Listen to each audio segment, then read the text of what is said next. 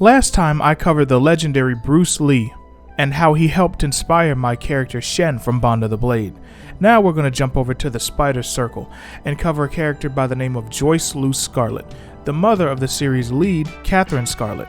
In addition, she's also a well-known school teacher and college professor in the story setting of Arclight City. She's a character who's very close to my heart, named after my late grandmothers Joyce and Lavinia. But there's another huge inspiration for this character by the name of Mamie Till-Mobley.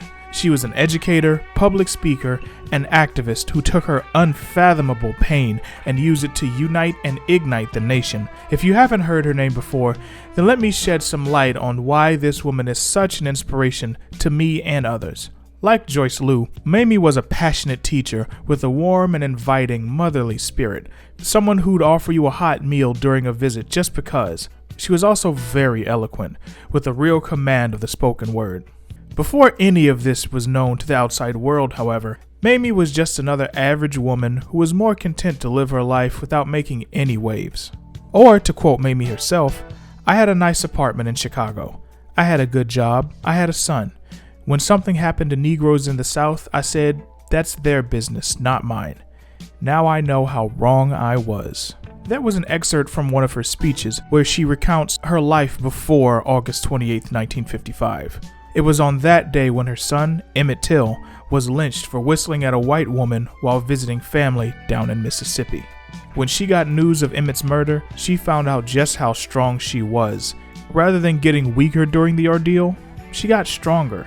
When Emmett was returned to her in a locked box, one that Mississippi state officials had ordered to be kept shut, she asked the director of the Chicago funeral home that she was attending to go get a hammer for her, because if he wouldn't open it, she would do it herself. And after a grueling process of examining Emmett's mutilated body, Mamie demanded that he be put on display as he was for the whole world to see. In doing so, she accomplished what decades of activists, scholars, and journalists had been trying to capture with words alone: the ugliness of racism. When these pictures of Emmett hit the newsstands and people were really able to see what had happened to a youngster simply because of hate and race discrimination, it's almost as if it was embodied in his appearance and his physical appearance, because it is a monster. Tens of thousands of people saw Emmett's grotesque face in person, and countless more would see it in newspapers and magazines. And people were pissed. Months later, when Rosa Parks refused to give up her seat on the bus, Emmett Till was on her mind and motivated her to stay seated. And the rest is history. Over the next few months, we see Mamie go through a profound personal change. Almost as if she was starring in her own novel or movie, Emmett's death was the catalyst for her own hero's journey, where she would be an active fighter in the advancement of the civil rights of Black Americans and making the world a better place in general. I didn't realize that everything was my business, that the way the people are treated all over the earth was my business. Now I know it. Quick side note about Emmett Till himself. When I laid eyes on that face in the casket, I was moved in a way I haven't been moved before or since, and went on to learn everything I could about this ordeal and who it happened to. I actually dedicated another character of mine, Borafia the Cherub, to Emmett Till. I made a video about him not too long ago, and you can click on the link above to learn more. But this one act of displaying Emmett's mutilated corpse to the world is what Mamie's best known for. It is not, however, the end of her story.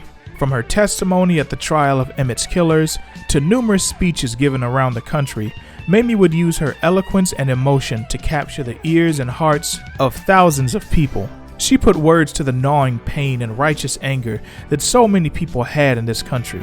News footage of her speeches, while surprisingly scarce, show crowds full of people of all races hanging on to her every word. I want you all to stand by me because it's going to be a fight. And if you will stand by me, I will stand by you because I am not afraid. I don't want his death to be a vain thing. If it can further the cause of freedom, then I will say that he died a hero.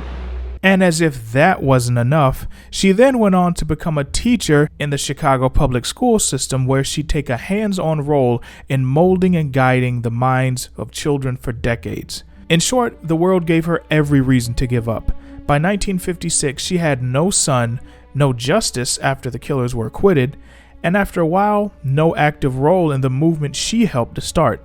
At one point, she was so hopeless, she just thought of ending it all. But instead, she reached down deep and found new purpose in working with children and continuing to speak out about the injustices all around the world. I mean, we've all had that one teacher that goes the extra mile or two. Well, Mamie went an extra 10. I mean, she even had her own troupe of kid performers called the Emmett Till Players. They specialized in reciting the speeches of civil rights leaders like Martin Luther King.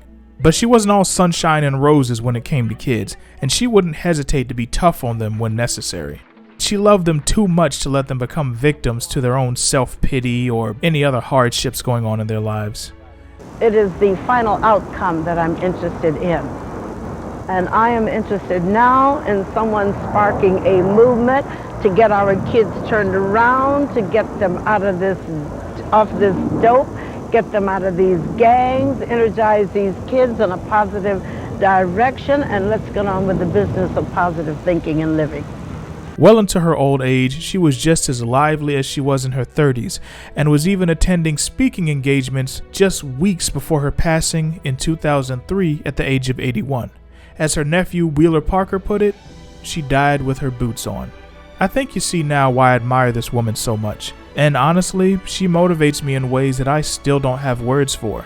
Every single day that I wake up with hopelessness and despair gnawing away at me, I hear her voice telling me to keep going. So of course she'd end up with her own character. Unlike Shen, who took some of Bruce Lee's traits coincidentally, Joyce Lou is intentionally modeled after Mamie in more ways than one. She's a bit more animated than Mamie was to an extent, but from the way her former students describe her, I think this interpretation will still do her justice. And also like Mamie, Joyce Lou is far more powerful than she lets on. That's all I can say without going into spoilers. But just to give you a hint of what she's capable of, here's a piece I had made of Joyce Lou and Barafia last year, where she's performing some atom kinesis, or the manipulation of atoms. Now you do with that what you will, but I recommend that you not judge Joyce simply by how she looks. Mamie was more than a mother of a martyr, more than a woman who left the casket open.